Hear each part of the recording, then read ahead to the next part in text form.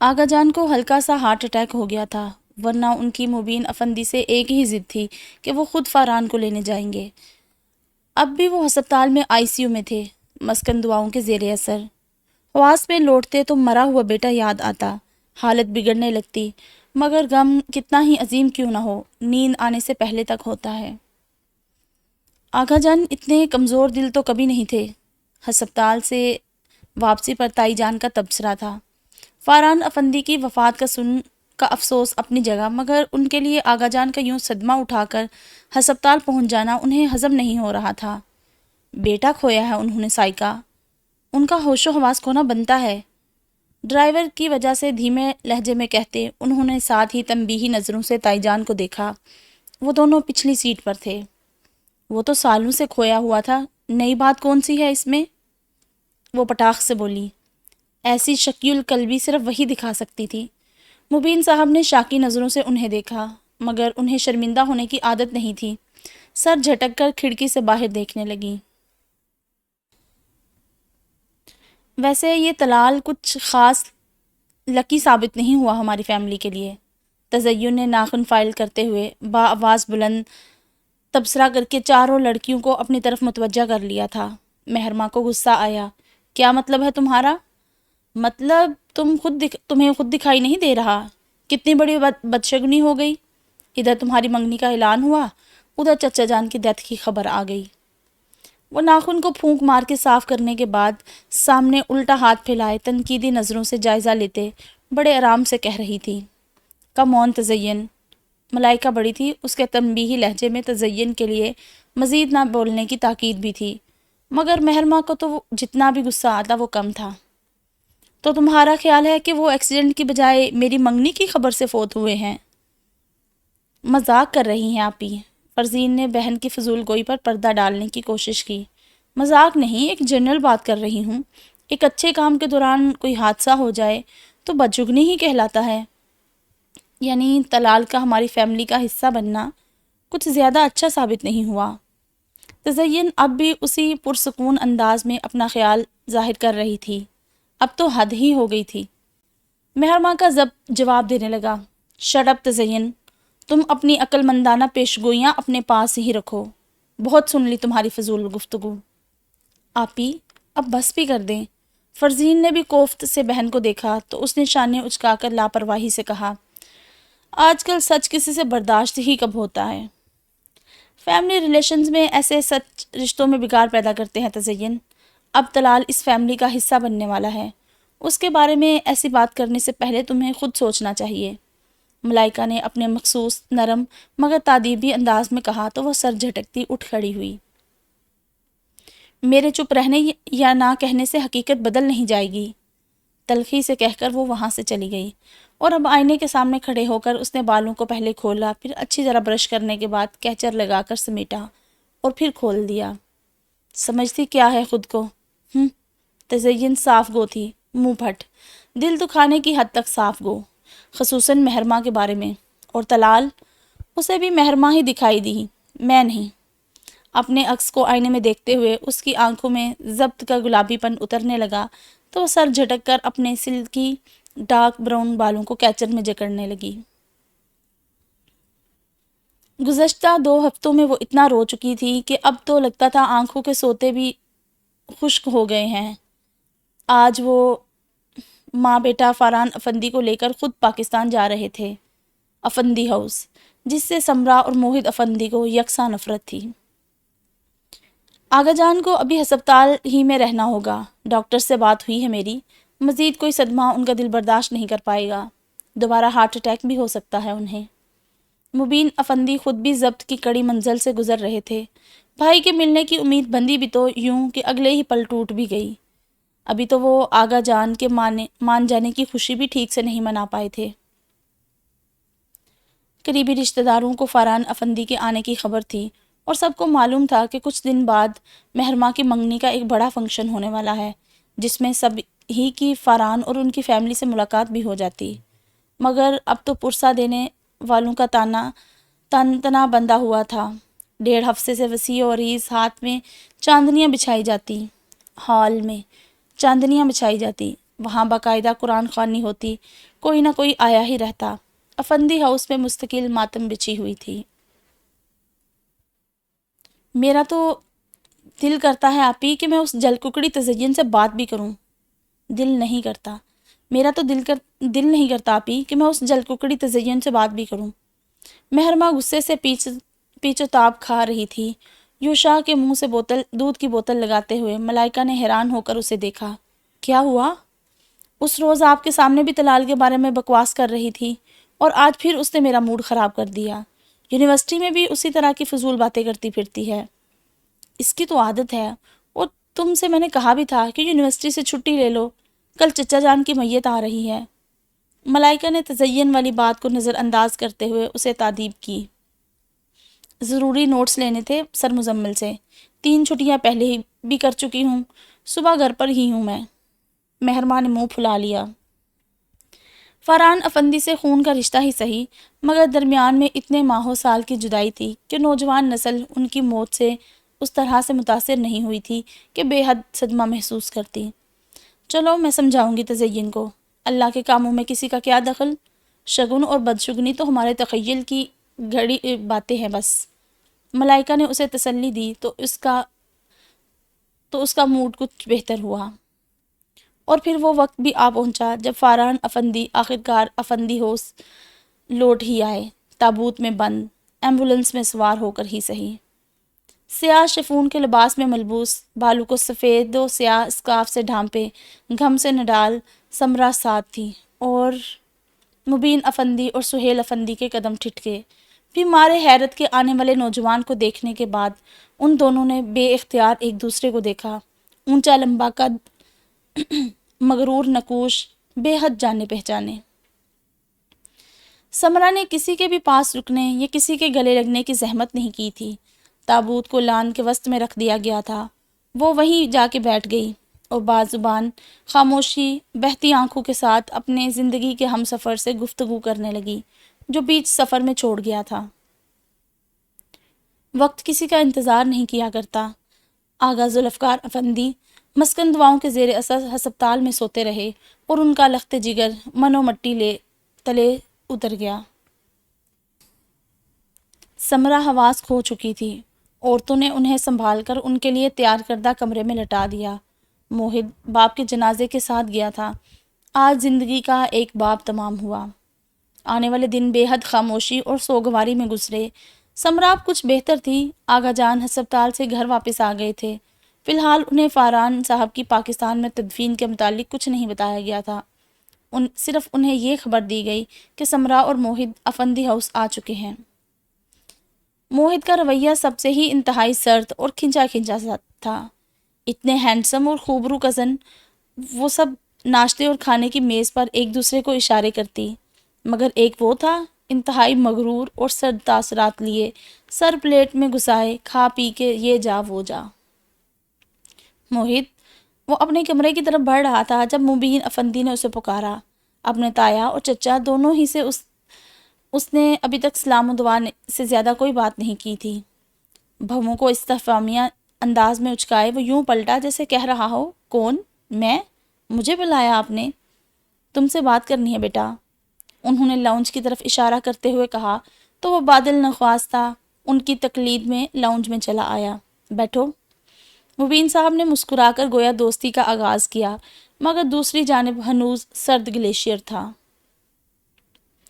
شکریہ، آپ بتائیں جس کے لیے مجھے بلایا ہے آپ نے؟ رکھائی سے کہہ کر وہ بڑی ضدی سے انداز میں کھڑا انہیں بے ساختہ کسی کی یاد دلا گیا۔ آغا جان تم سے ملنا چاہتے ہیں بیٹا۔ انہوں نے بے اختیار پدرانہ جذبے کے تحت اس کے شانے پر ہاتھ رکھا تو وہ لمحے بھر کو ان کی طرف دیکھنے کے بعد اسی رکھائی سے بولا، مگر میں ان سے نہیں ملنا چاہتا۔ بری بات موہد بیٹا، بڑوں سے ایسا رویہ اختیار نہیں کرتے۔ انہوں نے نرمی سے ٹوکا تو وہ برجستہ مگر کاٹ دار لہجے میں بولا، کیا کریں جی، خون کا اثر ہے، بدلحاظی تو نس نس میں دوڑ رہی ہے میری، وراثت میں ملی ہے مجھے یہ بد عادت۔ ایسا تلخ اور منہ پھٹ؟ مبین افندی سن رہ گئے، کچھ بولنا ہی بھول گئے، مگر مہرباں افندی کو کون روک سکتا تھا بھلا؟ Excuse me mister. وہ ایک دم سے سامنے آئی اور اس کی طرف انگشت شہادت اٹھا کر تنبیہی انداز میں بولی۔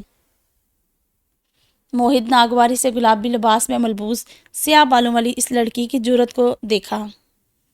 وراثت میں اگر کچھ اچھا نہیں ملا تو اسے دماغ کے کسی سٹور میں بند کر دیں، ہمیں ذرا بھی برا نہیں لگے گا۔ اچھا ہوگا اگر یہاں رہائش کے دوران آپ اپنے والدین کی تربیت شو کرے تو۔ وہ بولی تو موہد افندی کا دماغ گھوم گیا۔ چلے ابو، آپ خواہ مہا اپنا بی پی کیوں بڑھا رہے ہیں؟ وہ انہیں زبردستی وہاں سے لے گئی۔ ربش! موہد نے سر جھٹکا۔ کتنے آرام سے وہ جتا گئی تھی کہ یہاں اسے اپنے والدین کی طبیعت دکھانی چاہیے، اور اب جب کہ وہ یہاں آ ہی گئے تھے تو آغا جان سے ملنا لازم ہی ٹھہرا تھا۔ وہ سمرا کے سر پر ہاتھ پھیرنے کے بعد موہد کو دیکھ کر بے حد جذباتی ہو گئے۔ انہیں اپنے دونوں بیٹوں، اپنے کٹ جانے والے دونوں بازو یاد آئے تھے۔ اسے گلے سے لگائے بھیگی آنکھیں لیے وہ بہت جذباتی ہو رہے تھے، مگر موہد کے دل میں ان کے لیے ترحم یا ہمدردی کا کوئی جذبہ نہ جاگا تھا۔ وہ ٹھوس سا ان کے سینے سے لگا کھڑا رہا۔ اسے یاد آتا رہا کس طرح ان لوگوں نے انہیں گھر سے نکالا تھا اور کیسے ان پر افندی ہاؤس کے دروازے بند کر دیے تھے۔ اسے یاد آیا فرحان افندی کو محض اپنے بھائی کا ساتھ دینے کی پاداش میں اس گھر سے بے دخل کر دیا گیا تھا۔ اس نے ان کے سینے سے لگے اپنے ہر عہد کو دہرایا تھا، ان کے ہر ظلم کو یاد کیا تھا۔ وہ بھولنے والا نہیں تھا، وہ موہد افندی تھا۔ اسے اس گھر کے مکینوں سے بہت سے بدلے لینے تھے۔ ہی از سو ہینڈسم یار۔ تزین آج کل موہد افندی کی تعریفوں میں رطب اللساں تھی۔ موہد افندی جس کو خبر بھی نہ تھی کہ اس گھر میں کل کتنی لڑکیاں رہتی ہیں۔ آخ! مہرو کا منہ حلق تک کڑوا ہوا۔ ہینڈسم؟ بدتمیز کہو۔ اچھی شکل کا غرور ہی لے بیٹھا ہے شاید، تمیز تو ہے نہیں اسے بات کرنے کی۔ اس پہ یہ بدتمیزی سوٹ بھی کرتی ہے۔ ہینڈسم لوگوں کو ایک آدھ قتل بھی معاف ہونا چاہیے، کیوں ملاحہ؟ تزین کے انداز سے پتہ نہیں چل رہا تھا کہ وہ سیریس ہے یا مذاق کے موڈ میں ہے، لیکن مہرماں کو تو موہد افندی زہر لگا تھا۔ اس کے باپ کے ساتھ اتنی بدتمیزی اور اکھڑ انداز میں بات کرنے والا اسے کبھی اچھا لگ بھی نہیں سکتا تھا۔ ایسے لوگ تمہیں ہی پسند آ سکتے ہیں بس۔ مہرماں کا موڈ خراب ہوا۔ وہ ان سب کو موہد کی مبین افندی کے ساتھ ہونے والی گفتگو اور اس کے رویے کے بارے میں بتا چکی تھی، مگر اس کے باوجود بھی اگر وہ اس کے ہینڈسم ہونے پر رشک کر رہی تھی تو پھر ان کا کچھ نہیں ہو سکتا تھا۔ تمہارے پاس تو نہ چانس ہے اور نہ آپشن، ورنہ تم بھی ضرور سوچتی۔ تزین نے بالواسطہ حملہ کیا تھا۔ طلال سے منسوب رشتے کا حوالہ۔ میں طلال سے کمیٹڈ نہ بھی ہوتی تب بھی موہد افندی کبھی میری فرسٹ تو کیا لاسٹ چوائس بھی نہ ہوتا۔ تزین ضبط کرتے ہوئے بھی اس کی آواز بلند ہو گئی تھی، اور نہ صرف لاؤنج میں موجود تائی جان بلکہ سمرا اور موہد نے بھی بخوبی سنی تھی۔ تائی جان بیٹی کی اس قدر بدتمیزی پر جزبز ہو کر پہلو بدل کر رہ گئی۔ اس طرح کے تخریبی بیان کم از کم آہستہ آواز میں اپنے کمرے میں بیٹھ کر جاری کیے جانے چاہیے، مگر ان کی اس باغی اولاد کو کون سمجھاتا۔ ساتھ ہی سٹنگ روم میں بیٹھی تھی سب کی سب۔ یہ چکن روم تو سمرا کے بنے ہوئے ہیں۔ انہوں نے لاؤنج میں پہلے سکوت کو توڑا۔ وہ دونوں ماں بیٹا کوئی رد عمل ظاہر کیے بغیر چائے پیتے رہے۔ کیا بدتمیزی ہے مہرو، چچی جان لاؤنج میں بیٹھی ہیں اور تزین کیوں غصہ دلاتی رہتی ہو تم مہرو کو؟ ملائکہ نے بروقت دونوں کو تنبیہ کی۔ میں نے تو ایک جنرل بات کی تھی، مہرو کو تو عادت ہے ہر بات خود پر اپلائی کرنے کی۔ تزین کبھی شرمندہ نہیں ہوتی تھی، اب بھی ڈٹائی سے اپنی بات پر جمی رہی۔ ویسے سمرا چچی پیاری ہیں مگر کسی سے زیادہ بات کرنا پسند نہیں کرتی۔ ملاحہ نے موضوع کو دوسرے رخ پر ڈال دیا۔ دونوں ماں بیٹا ایسے ہی ہیں، سرد مزاج، اور وہ جیسے سوچ میں پڑ گئی کہ ان کے رویے کو کس چیز سے تشبیہ دے، اور پتہ نہیں کیا، بے بسی سے کہا۔ یہ کون سی خاصیت دریافت کی ہے تم نے؟ ملائکہ نے اس کے آخری فقرے پر اسے گھورا۔ پتہ نہیں آپی، مگر سمرا چچی کی آنکھوں میں کچھ عجیب سی کیفیت دکھائی دیتی ہے مجھے، وہ الجھ کر بولی۔ جو اس نے محسوس کیا تھا اسے بیان کرنا اسے بہت مشکل لگ رہا تھا۔ صرف سمرا آنٹی کی آنکھیں دیکھی ہیں کیا؟ یا تزین نے مسکراتے ہوئے حس اٹھاتے ہوئے آخر میں زو مانی سا فقرہ ادھورا چھوڑ دیا۔ باقی کی تمہارے لیے چھوڑ دی ہیں، مجھے ان فضولیات میں پڑھنے کا کوئی شوق نہیں۔ وہ مارے کوفت کے ڈھنگ کا جواب بھی نہیں دے سکی اور وہاں سے اٹھ ہی گئی۔ وہ آقا جان کے پاس آئی تو وہ جاگ رہے تھے۔ مسنون دعاؤں والی چھوٹی سی کتاب ہاتھ میں تھی۔ محرمہ کو دیکھ کر کتاب بند کر دی اور چشمہ اتار دیا۔ کیسے ہیں آقا جان؟ وہ مؤدب سی ان کے پاس کرسی پر بیٹھ گئی۔ ٹھیک ہوں، موہت کہاں ہے؟ ان کا پہلا سوال ہی غیر متوقع تھا۔ وہ گڑبڑائی۔ پتہ نہیں آقا جان، شاید گھر پر ہی ہو۔ تو پھر میرے پاس آ کے کیوں نہیں بیٹھتا وہ یاسیت بھرے لہجے میں بولے تو محرمہ کا دل ڈوب سا گیا۔ آقا جان کو اس کیفیت میں اس نے کبھی نہیں دیکھا تھا۔ بیٹھے گا آقا جان، میرے خیال میں وہ ہم سب سے کچھ اجنبیت محسوس کرتا ہے فی الحال۔ محرمہ نے جلدی سے ان کا دل رکھنے کے لیے کہا، ورنہ اس سے بڑھ کے موہت افندی کے خیالات کون جانتا تھا؟ شاید، بلکہ یقیناً مبین صاحب نے ابھی آقا جان سے موہت کی بد زبانی کا ذکر نہیں کیا تھا۔ اسے کہو میرے پاس آیا کرے، اس سے میرے بیٹے کی خوشبو آتی ہے مجھے۔ وہ محض اتنا کہہ کر خاموش ہو گئے، مگر محرمہ کو لگا جیسے اس کے دل میں خنجر سا گڑ گیا ہو۔ آپ کی طبیعت بھی اب ٹھیک ہے آقا جان، آپ بھی باہر نکلا کریں، ہمارے ساتھ کھانے میں شریک ہوں گے تو سمرہ چچی اور موہت سے بھی بات چیت ہو جایا کرے گی، اجنبیت دور ہوگی۔ وہ جب بھی پوتا نہ ہونے کا غم کرتے تو محرمہ کو بہت دکھ ہوتا تھا، مگر اب جب کہ موہت ان کے پاس آ چکا تھا تو محرمہ کو کوئی جلن محسوس نہیں ہو رہی تھی، بلکہ اسے تو موہت کی بدتمیزی پر غصہ آیا تھا۔ اب جب کہ سب کے رویے اور حالات بدل چکے تھے تو یوں پرانی باتوں کو سینے سے لگا کر رکھنے اور تانے دینے کا کیا مطلب تھا؟ مگر خیر، میں نے بھی اچھا جواب دیا۔ وہ بڑی مطمئن تھی، جواب نہ دے پاتی تو ہفتہ بھر نیند نہیں آتی اسے۔ وہ دل ہی دل میں کچھ جوڑ توڑ کر رہی تھی۔ جانے کتنی صعوبتوں اور مشکلات سے گزر کر آج وہ دلہا بنا زرنگار کے پہلو میں بیٹھا تھا۔ مبشر برلاس کے فلیٹ پر چند گواہان کی موجودگی میں نکاح کی سنت ادا ہوئی اور اب وہ نصیر قاضی کے ڈرائیور کے ہمراہ اس کے فارم ہاؤس پر جا رہے تھے۔ اس نے زرگل بائی کو منہ مانگی قیمت دے کر زرنگار کو پایا تھا۔ اس کا اکاؤنٹ بالکل خالی ہو چکا تھا۔ گاڑی اور فلیٹ دونوں انتہائی رازداری سے بک چکے تھے، مگر وہ خوش تھا، بے حد خوش۔ اس نے زندگی کی انمول خوشی سستے داموں میں پا لی تھی۔ وہ کمرے میں داخل ہوا تو زرنگار بستر پر پاؤں لٹکائے بیٹھی۔ وہ کھنکارا۔ زرنگار سوچوں سے نکلی، پھر اسے وجیہہ خوبرو ہمسفر کو دیکھے گئی، یہاں تک کہ آنکھیں چھلک گئیں۔ ارے رے! وہ تیزی سے اس کی طرف لپکا۔ زرنگار اٹھ کر اس سے لپٹ گئی اور رونے لگی۔ کبھی مجھے خریدنے کا طعنہ مت دینا وقار، میں اسی روز مر جاؤں گی۔ وقار نے اسے کندھوں سے تھام لیا اور اس کی سبیح پیشانی کو چومتے ہوئے بے حد محبت سے بولا، تم تو انمول ہو میری جان، صدقہ دے کے آیا ہوں تمہارا۔ تم تو اس قابل ہو کہ تم پر سلطنت وار دی جائے۔ زرنگار نے اس کی محبت کی شدت کو روح تک محسوس کیا، بلکہ اس کے الفاظ ٹھنڈے میٹھے پانی کی مانند تھے، تن بدن کی تپش کو ختم کرتے، جلتے بجھتے دل کو سکون دیتے۔ وہ اسے دیکھتی رہی، اس کی نظروں میں محبت کے ساتھ ساتھ فخر کا رنگ بھی تھا۔ وقار افندی ہلکا سا کھنکارا۔ اب تم اگر اپنی جگہ پر جا کے بیٹھو اور مجھے موقع دو تو میں تمہارا گھونگھٹ اٹھانے کا شوق پورا کروں۔ بڑی معصومیت سے اپنی دلی خواہش کا اظہار کیا گیا تھا۔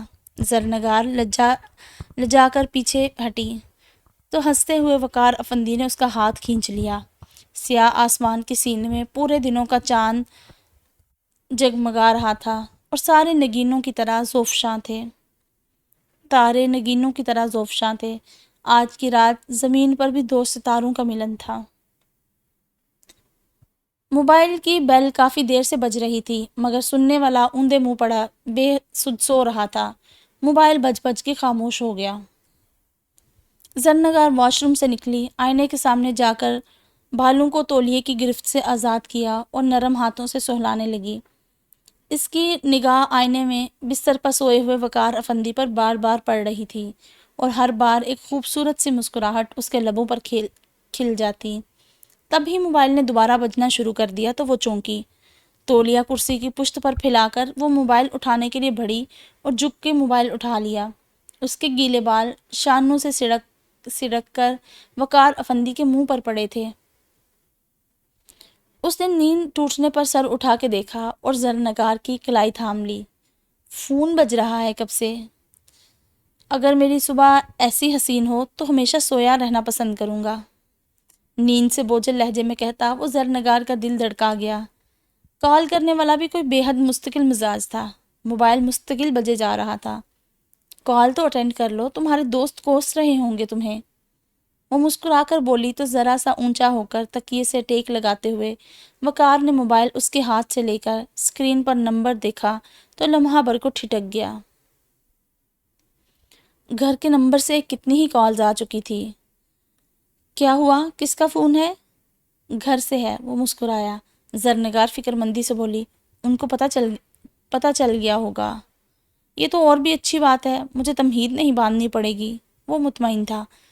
تمہاری زندگی بہت مشکل ہونے والی ہے وقار، زرنگار آزردگی سے بولی تو وقار اس کے ریشمی زلفوں سے اٹھنے والی خوشبو سانسوں میں بساتے ہوئے بولا، پہلے میں اس کی آسانیاں تو محسوس کر لوں۔ کمرے میں زرنگار کی کھلکھلاتی ہنسی گونج اٹھی۔ وہ 2 دن بعد گھر لوٹا تو آغا جان کا پارا ہائی تھا۔ تمہیں آزادی دے رکھی ہے تو اس کا مطلب یہ نہیں کہ تم اس کا ناجائز فائدہ اٹھاؤ، وہ گرج رہے تھے اور وقار افندی سر جھکائے بڑی سعادت مندی سے کھڑا تھا۔ میں نے جانے سے پہلے بھائی صاحب کو بتایا تھا، اس نے ادب سے مبین افندی کا حوالہ دیا۔ بتایا ہے اس نے مجھے۔ آغا جان کو اور غصہ آیا۔ اس طرح اطلاع کر کے جاتے ہیں؟ 2 منٹ کی کال اور بس کہہ دیا کہ دوستوں کے ساتھ جا رہا ہوں گھومنے، یہ طریقہ ہے اجازت لینے کا؟ میں نے انہیں انفارم کیا تھا، اجازت نہیں مانگی تھی بابا جان۔ وقار افندی کے لب و لہجے میں ادب تو تھا مگر ان کے غصے سے متاثر ہونے کا تاثر نہیں۔ وہ ایک ہی تھا ان کے 4 بیٹوں میں سے انہیں بابا جان کہنے والا، ان کا لاڈلا سب سے چھوٹا بیٹا۔ ہاں، بڑے ہو گئے ہو، اب تو تمہیں ہماری اجازت کی ضرورت ہی نہیں رہی، انہوں نے طنز کیا۔ 20 فون کروائے میں نے، ایسی کون سی مصروفیت تھی تمہاری جو ایک کال اٹینڈ نہیں کر پائے؟ چھم سے ایک دل نواز اور طرحدار سراپا وقار افندی کے ذہن پر اترا تو اس کے ہونٹوں پر باوجود ضبط کے مسکراہٹ پھیل گئی۔ سوری بابا جان۔ ہیں؟ بتاؤ مجھے، تمہارے آوارہ دوست تو یہیں پھر رہے تھے، تم کہاں آوارہ گردی کر رہے تھے؟ اس کی مسکراہٹ میں انہیں نیاپن اور کچھ انوکھا سا لگا۔ وقار افندی کی وجاہت میں مزید اضافہ محسوس ہوا۔ کاٹن کے سفید کرتا شلوار پہ ملبوس، خوبرو تنومند، وہ ان کا بہت لاڈلا بیٹا تھا مگر ان کے تاب سے وہ بھی نہیں بچ پاتا تھا۔ اب بھی آئیں بائیں شائیں کر کے وہ ان کو ٹال گیا تھا مگر موقع پا کر فاران افندی نے اسے گھیر لیا۔ مبین افندی سب سے بڑے تھے مگر ان سے چھوٹے فاران بھائی سے وقار کی بہت بنتی تھی، یا شاید وہی سب سے چھوٹے بھائی کے بڑے لاڈ اٹھاتے تھے۔ کہاں تھے شہزادے؟ وہ ابھی آغا جان کی ڈانٹ ڈپٹ اور سارا لیکچر سر جھکا کر سن کے آیا تھا اور اب ناشتے کی میز پر آتے ہی یہ تفتیش۔ یہاں تو کہیں جانے سے پہلے پوسٹر لگوا دینے چاہیے پورے شہر میں۔ وہ خفا سا اپنی کرسی پر بیٹھا تو ماں جی نے نظروں میں اپنے شہزادے جیسے بیٹے کی بلائیں لیں۔ اچھا بس اب ناشتہ کرنے دو اسے، 2 دن سے وہ موئی ڈبل روٹی ہی کھائی ہوگی دوستوں کے گھر۔ انہوں نے فاران کو مزید بات کرنے سے منع کیا۔ وہ وقار کو تھوڑا سا گھور کے خاموش ہو گئے مگر فیکٹری جاتے ہوئے پھر سے انہوں نے وہیں سے سٹارٹ لیا۔ اب بتاؤ کدھر تھے؟ اور اس نے جواب دینے کے لیے منہ کھولا ہی تھا کہ وہ بات کاٹ کر بولے، اب مجھ سے وہی گھسا پٹا جھوٹ مت بولنا کہ دوستوں کے ساتھ تھے، وہ سب یہی ہیں 2 دن سے۔ وقار نے منہ بند کر کے انہیں گھور کے دیکھا۔ بندے کی کچھ ذاتیات بھی ہوتی ہیں فاران بھائی۔ وہ ناراضگی کا اظہار کیے بغیر رہ نہ سکا تھا۔ اور تمہیں تو یوں بھی عادت ہے اپنی ذاتیت مجھ سے شیئر کرنے کی؟ چلو شاباش، شروع ہو جاؤ، انہوں نے جیسے کسی بچے کو پچکارا۔ شادی کر لی ہے میں نے، کل ولیمہ تھا، وہ بے حد اطمینان سے بولا تو انہیں ہنسی آ گئی۔ آغا جان کو بتایا یہ سب؟ جوتے کھانے تھے ان سے، آپ کو سب سے پہلے بتا رہا ہوں، وہ مسکرا رہا تھا۔ آغا جان کو سچ میں بہت غصہ ہے، چھوٹے ہو اس لیے نظر انداز کرتے ہیں تمہیں، ورنہ سائیکہ بھابھی نے بھی خوب ہی باتیں بنائی تمہاری غیر موجودگی کے بارے میں۔ وہ سنجیدہ ہو گئے۔ ایک تو یہ بڑی بھابھی نا، وہ جیسے ضد چھوا، سمرا بھابھی بھی تو ہیں، مجال ہے جو مسکراہٹ جدا ہو ہونٹوں سے، میری تو اتنی بڑی رازدار ہیں وہ، یہ بڑی بھابھی کسی دن لٹیا تو بو دیں گی میری۔ خفا خفا سے کہتا وہ انہیں ہنسا گیا۔ تو طوفان میں کشتی ڈالنے کی ضرورت ہی کیا ہے شہزادے، اسی میں تو مرنا ہے۔ وہ مسکرا دیا۔ کہا بھی تھا میرے ساتھ ہی شادی کروا لو، کم از کم یوں آوارہ پھرنے اور ڈانٹ کھانے سے تو بچ جاتے، انہوں نے نصیحت کی، جو وہ ہنسی میں اڑا گیا۔ ہاں، آپ کے ساتھ شادی؟ تو سمرا بھابھی کس سے شادی کرتی؟ انہیں ہنسی آ گئی۔ بےہودہ بات۔ فیکٹری پہنچ کر وہ دونوں آفس جا رہے تھے جب وہ سنجیدگی سے بولا، مجھے پہلے بھی، آج بھی اور آئندہ بھی آپ کی سپورٹ کی ضرورت ہے فاران بھائی۔ وہ ٹھٹکے، رک کر بغور اس کا چہرہ دیکھا۔ کیا ہوا؟ کیا کر کے آئے ہو؟ وہ دفتن مسکرایا، پھر شوخی سے بولا، بتایا تو ہے، شادی۔ وہ اس کے شانے پر ہاتھ مار کر ہنستے ہوئے چلے گئے تو وہ بھی گنگناتا ہوا اپنے آفس کی طرف چل دیا۔ کیا بات ہے، بڑے ہواؤں میں اڑ رہے ہیں جناب آج کل، صدیقہ بھابھی نے رات کھانے کے بعد اسے گھیرا۔ سائیکہ بھابھی 3 دنوں سے وہ گھر اور فیکٹری میں پھنسا ہوا تھا اور آج تو ہر طور پر زرنگار کے پاس جانا چاہتا تھا۔ بالوں میں ہاتھ ہی سے کنگھی پھیرتا وہ فاران بھائی کی گاڑی کی چابی لے کر باہر بڑھ رہا تھا، تب پتہ نہیں کیسے سائیکہ بھابھی کی نظر اس پر پڑ گئی۔ وہ گہری سانس بھر کے رہ گیا۔ بابا جان کے پاس ان کے پرانے کلاس فیلو آئے ہوئے ہیں، میں نے سوچا موقع سے فائدہ اٹھایا جائے، میں اپنے دوستوں سے مل آؤں۔ وہ جلدی میں لگتا تھا، مگر جب سے بھابھی کی چھوٹی بہن رابعہ سے اس کی شادی کی بات چلی تھی، وہ اس پر کچھ زیادہ ہی نظر رکھنے لگی تھی اور روب کی مقدار میں بھی اضافہ ہوا تھا۔ شریفوں کا یہ وتیرہ ہوا کرتا ہے وقار، کہ لڑکے بھی رات گئے باہر نہیں رہتے۔ اپنے بھائی صاحب کو ہی دیکھ لو، وہ اپنے مخصوص چبھتے ہوئے لہجے میں بولی اور مبین افندی کا تذکرہ بطور خاص کیا۔ جی، اس گھر میں ایک وہی شریف ہیں بس۔ جی بھابھی، میں چلوں اب؟ ان کی ہاں میں ہاں ملا کر وہ پھر سے باہر بڑھنے کو تھا، انہوں نے اسے گھور کے دیکھا۔ ارے میں کیا سمجھا رہی ہوں اور پھر سے وہی راگر آپ لاپ رہے ہو؟ بھابھی مجھے فرصت ہے، دوستوں سے ملنے جا رہا ہوں، وہ بڑے ضبط سے بولا، پھر جتا بھی دیا، ابھی ماں جی کو بتا کے نکلا ہوں، انہوں نے تو کچھ بھی نہیں کہا۔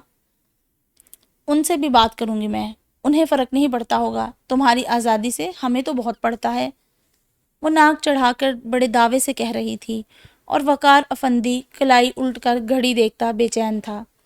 اچھا بھابھی، واپسی پر بات ہوگی۔ وہ ان کے مزید کچھ کہنے سے پہلے ہی باہر نکل گیا تو وہ بڑبڑائی، پتہ کرواتی ہوں میں مبین صاحب سے۔ وہ بڑی عجلت میں اپنے فلیٹ پر پہنچا تو کتنی ہی دیر بیل بجانی پڑی۔ زرنگار پتہ نہیں کہاں سوئی ہوئی تھی، اس کا دل اوہام کا شکار ہونے لگا۔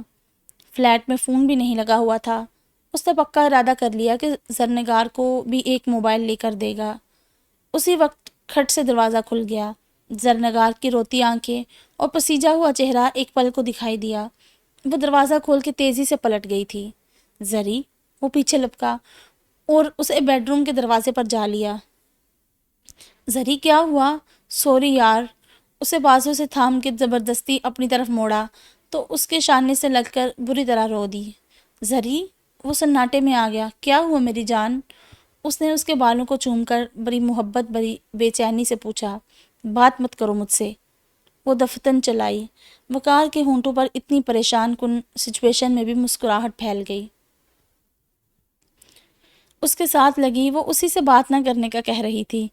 وہ اسے آہستہ آہستہ تسلی دینے کے انداز میں تھپکے گیا، یہاں تک کہ وہ چپ ہو گئی تو پھر اس سے الگ ہو کر صوفے پر جا بیٹھی۔ وہ اس کے پاس بیٹھ گیا۔ کیسی ہو؟ بڑی چاہت سے پوچھا۔ تمہیں کیا فرق پڑتا ہے؟ وہ ناراض تھی، شدید ناراض، آنکھوں میں پھر آنسو بھر آئے۔ اتنی خوبصورت آنکھوں پر ظلم کر رہی ہو؟ 3 دن سے رو رہی ہوں اس فلیٹ میں، اکیلی، دن میں بھی اور رات میں بھی، وہ پھٹ پڑی تھی، شکوہ کے نا انداز میں کہتی۔ وہ وقار کو شرمندگی کے سمندر میں دھکیل گئی۔ آئی ایم سوری یار، بابا جان نے اتنا ٹف شیڈیول بنا دیا تھا کہ چاہ کے بھی نہیں نکل پا رہا تھا۔ اتنا ڈر لگتا تھا رات کو اکیلے میں مجھے، میں نے سوچا تم مجھے چھوڑ گئے ہو، شاید بابا جان کو پتہ چل گیا ہو۔ اس کے اپنے ہی وہم تھے، تنہائی کے وہم۔ اکیلے میں ایسے ہی وہم ستایا کرتے ہیں، سب کے چھوڑ جانے اور دنیا میں تنہا ہو جانے کا وہم۔ وہ بھی 3 دنوں سے رو رہی تھی۔ وقار نے شرمندگی سے اسے دیکھا۔ میری جان، ایک دنیا سے لڑ کے تمہیں پایا ہے، ایسے کیسے کھو سکتا ہوں تمہیں؟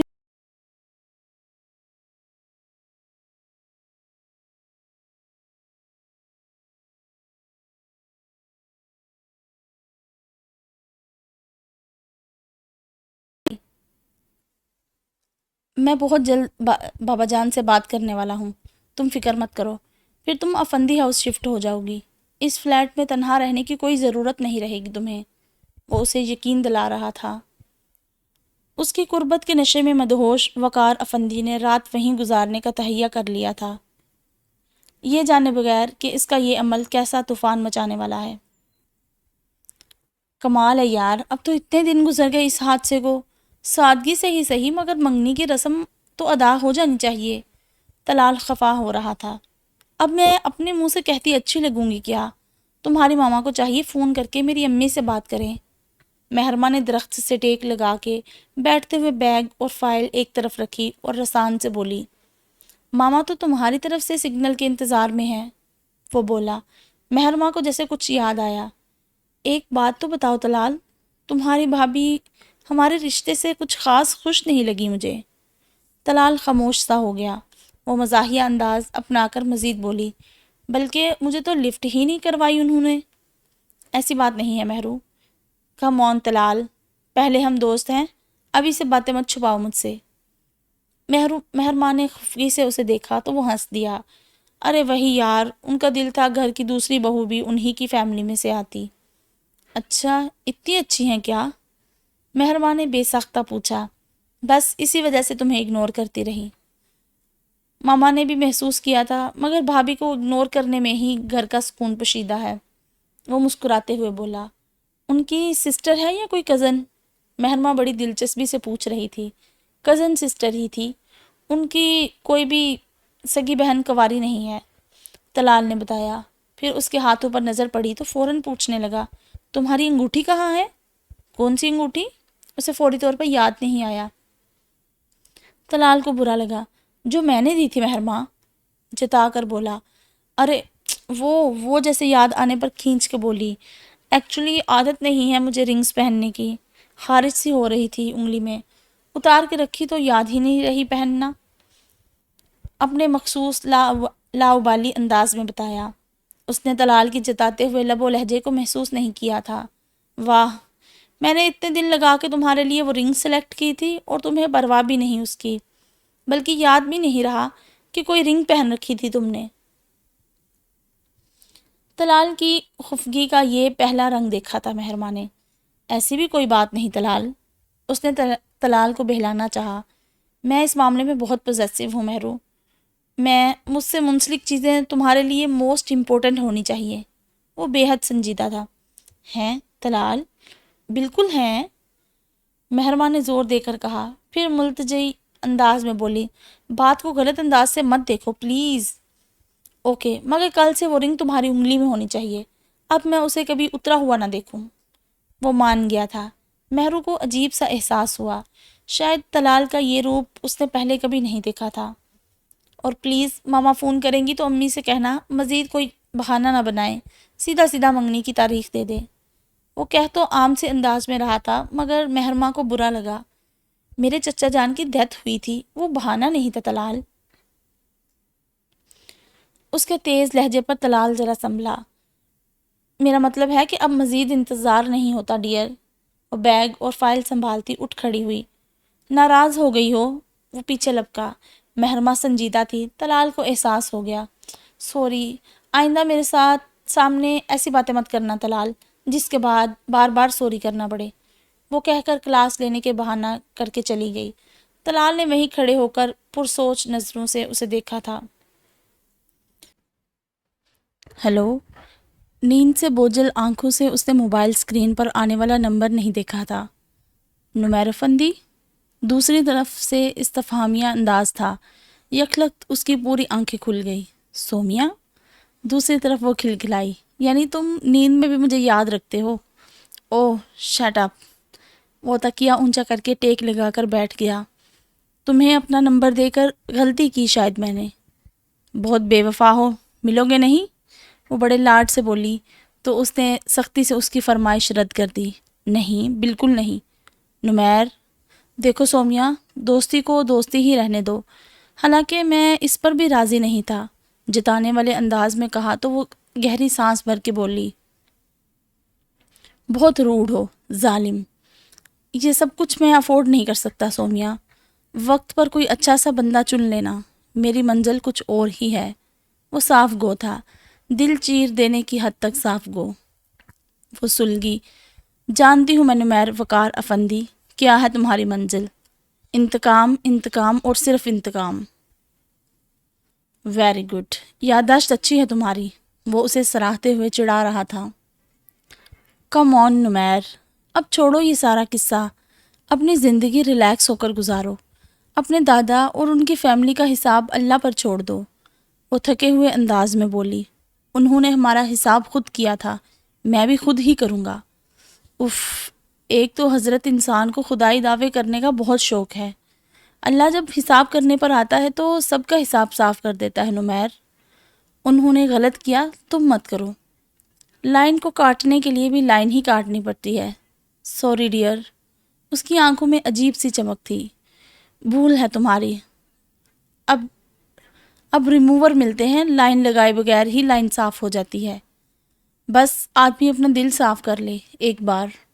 سومیا نرم دل تھی اور اس کی سوچ بھی مثبت تھی. Okay, leave this topic. تم نے مجھے یہی سب سنانے کے لیے کال کی ہے؟ اس نے فوراً ہی بات بدل کے کھردرے لہجے میں کہا تو سومیا برجستہ بولی.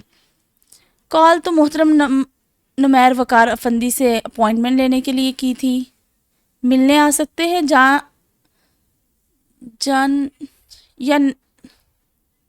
جانبا میں تشریف لے آؤں یا میں تشریف لے آؤں؟ دونوں ہی کام نہیں ہو سکتے فی الوقت. اس نے ہری جھنڈی دکھائی. نمیر، اس کا دل ہمیشہ کی طرح بجھ سا گیا. میں اور ہی دنیا کا انسان ہوں سومیا. میرا پیچھا کرنے میں ٹائم ضائع کرنے سے بہتر ہے وقت پر اپنے لیے بہتر فیصلہ کر لو. اس نے خدا حافظ کہہ کر خود ہی فون بند کر دیا. سومیا کی خاموشی سے اسے کوئی تعصف نہیں ہوا تھا. بہرحال اسے اس راہ پر میں نہیں لایا. چند لمحے کسل مندی سے لیٹے رہنے کے بعد وہ اٹھا اور فریش ہونے کے لیے واش روم میں گھس گیا. وہ نمیر وقار افندی تھا. وقار افندی ہی کی طرح خوبرو اور دلکش، مگر افندی ہاؤس کے لیے زہر سے بھرا. اور یہ زہر افندی ہاؤس کے مکینوں کی رگوں میں کب اترنے والا تھا، اس کا لائحہ عمل وہ آہستہ آہستہ تیار کر رہا تھا. وہ فریش ہو کے وقار کے پاس نیم دراز ہوئی تو اس کی ہونٹوں پر مسکراہٹ پھیل گئی. محبت ظاہر کرنے والے عمل کتنے چھوٹے چھوٹے ہوتے ہیں مگر ان کا اثر دیر پا ہوتا ہے. مسکرا کر بولی. وہ نیند میں تھا تبھی اس کا موبائل بجنے لگا. زرنگار نے ہاتھ بڑھا کر موبائل اٹھایا اور اس کے ہاتھ میں دے دیا. ہیلو. نیند سے بوجھل لہجہ. نالائق، ناہنجار، کہاں سے بول رہے ہو تم؟ آغا جان دوسری طرف فون پر گرج کر بولے تو وقار کی ساری نیند اڑن چھو ہو گئی. وہ بدک کر سیدھا ہوا. زرنگار پریشان سی اٹھ بیٹھی. یہی ہوں بابا جان، ایک دوست کی طرف. وہ حواسوں میں لوٹتے ہوئے بولا. پتا دو اس دوست کا مجھے، میں مبین کو بھیج رہا ہوں ابھی. میں بھی تو دیکھوں ایسا کون سا دوست بن گیا ہے جس کے پاس تم راتیں بھی گزارنے لگے ہو. وہ شدید اشتعال میں تھے. رات ہی صدیقہ بھابی نے انہیں وقار کے بدلے انداز اور رات گئے تک گھر نہ آنے کی شکایت کی تو صبح ہوتے ہی انہوں نے مبین افندی سے کہہ کر بینک سے وقار افندی کے اکاؤنٹ کی تفصیل منگوائی، جسے جان کر ان کے ہاتھ کے چڑیاں طوطے سب اڑ گئے. اس کے بینک بیلنس وقت 5,000 رہ گیا تھا.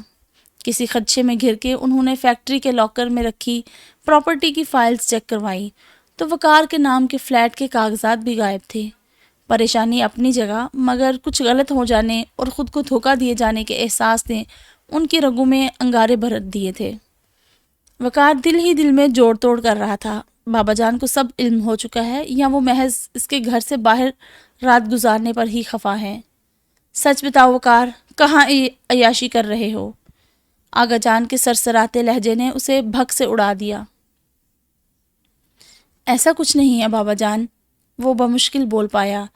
زرنگار الگ پریشان ہوئی جا رہی تھی۔ وقار کے تاثرات اچھی کہانی نہیں سنا رہے تھے۔ تم گھر آؤ، پھر بات کرتا ہوں تم سے۔ بچہ نہیں ہوں میں جسے تم ٹافی تھما کے بہلا دو گے۔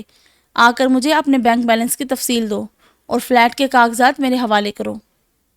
وہ دانت پیس کر غصے سے بولے تو وقار ساکت رہ گیا، یعنی وہ آدھا معمہ حل کر چکے تھے۔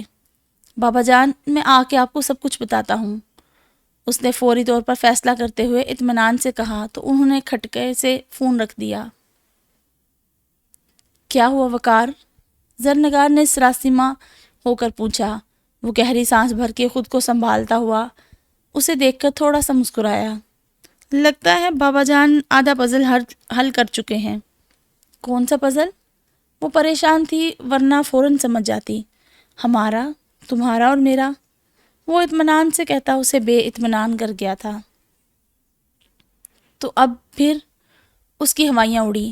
وقار نے اسے بازو کے حلقے میں لے لیا۔ تو اب یہ کہ میری جان، اب ہم افندی ہاؤس جائیں گے۔ زرنگار کا چہرہ فک ہوا، اسے پھریری سی آئی۔ وقار کے دوستوں نے آغا جان کی دہشت کے قصے اسے سنا رکھے تھے۔ کیا انہیں پتہ چل گیا ہماری شادی کا؟ جو بھی پتہ چلا ہو، میں چاہتا ہوں کہ مکمل بات میں انہیں بتاؤں۔ میں فریش ہو جاؤں، تم اچھا سا ناشتہ بناؤ، پھر چلتے ہیں ہمارے گھر۔ وہ مرد تھا، بڑا جیدار مرد۔ وہ اپنی عورت کو اپنی پریشانی کی ہوا بھی نہیں لگنے دینا چاہتا تھا، اسی لیے مسکراتے ہوئے لب و لہجہ کا پردہ تھامے رکھا۔ وہ تو واش روم میں گھس گیا، مگر زرنگار کے دل کو طرح طرح کے خدشات نے گھیر لیا۔ ناشتہ بناتے ہوئے بھی اس کا دل خدا کے حضور محو مناجات تھا۔